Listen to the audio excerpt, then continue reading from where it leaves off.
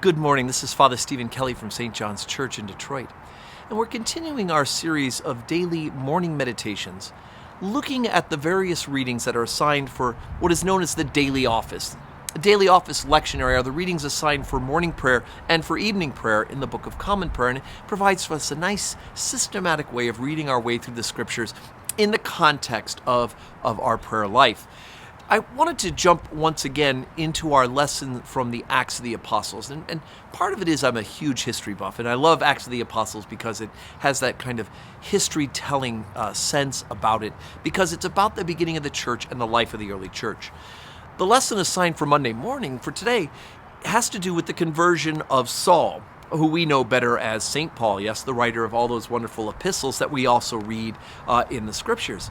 St. Paul, as we remember from a few days ago, was consenting to the stoning death of St. Stephen. St. Stephen testified about how Jesus Christ fulfilled the promise of God to send a Messiah, and Saul consents to his stoning by those who wanted to do away with him by holding on to the jackets. And then Saul goes out and gets permission from the leaders, from the Sanhedrin, to go and to persecute those who are following the teaching of Jesus Christ. He's going to go to the city of Damascus, and he's going to round up those who have been proclaiming this way of following Jesus. God has other plans for Saul. And as we remember the story on the road to Damascus, this is chapter 9 in the Acts of the Apostles, on the way, Saul is blinded, struck down from his horse, and here's God speaking to him.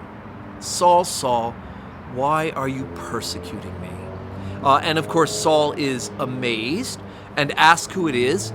And of course, Jesus identifies himself. Boy, what a great surprise Saul was in when he realizes the one who he believes was fake is now not only speaking to him from the dead, because he's not dead, he's alive, but also that he has struck him from his horse and struck him blind.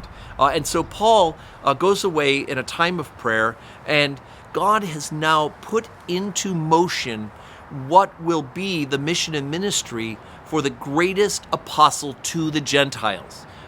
Paul's primary mission will be to preach the gospel, as well as to convince the other apostles that in fact the gospel should be preached to the Gentiles, those who are not members of the original covenant, the descendants of Abraham, Isaac, and Jacob. This good news of God in Jesus Christ is not just for the Jews, but it is for the whole world, Jew and Gentile. And what I always find very interesting about today's reading, the 9th chapter, is that God then involves in this situation after Paul's been struck blind, and he goes and spends 3 days without sight, and he neither ate nor drank.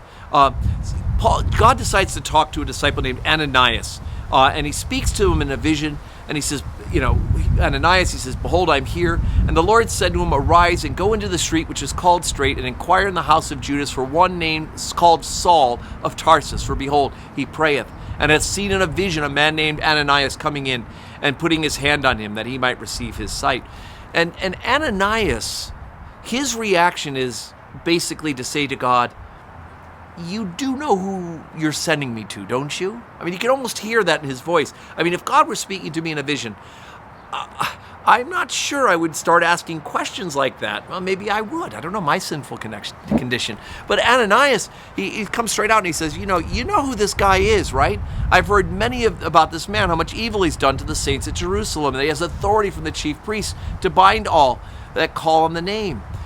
But of course, God has a plan for Saul. He's a plan for Ananias, of course, and he has a plan for Saul.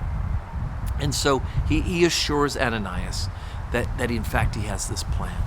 And Ananias sends to Paul and prays for him, and like scales fall from Paul's eyes, he's able to see again. He is baptized immediately because he is undeniable the faith. Now, and then of course Paul then goes on to preach the good news far and wide that Jesus Christ is in fact Lord. Now, God sometimes has really amazing and unusual ways of getting our attention, doesn't he? And I know a lot of people who say, if this whole God thing is true, I'm going to have to be, it's going to have to be big. It's going to have to be big like Paul, right? Now, most of us don't really want to be struck down from a horse or made blind for 3 days. But would seem a lot easier to us if we had some sort of unmistakable humph from God that would be unavoidable. But the reality is that not everybody gets that, do they? Many people, it's a still small voice of calm. It's a quiet whisper. It's an assurance. Right? Sometimes God's grace works in very wonderful, quiet ways. And other times God's grace works and we only realize it through adversity. As a matter of fact, one of the things that God says is that he's chosen Paul to suffer for the gospel. And we know that Paul will in fact suffer greatly.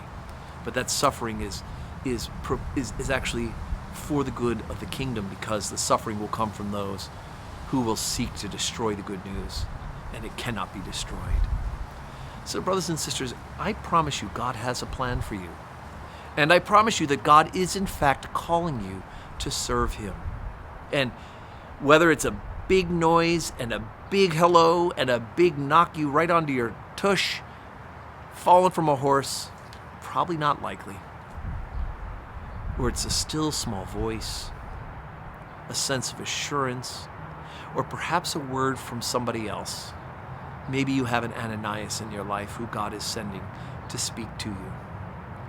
Whichever way, I promise you, God has a plan for you and wants you to follow him. So let us love him, let us follow him, and let us do whatever it is he is calling us to do, because we love him and he loves us, and we want to be the saints he desires us to be. I hope you have a wonderful Monday. God bless you.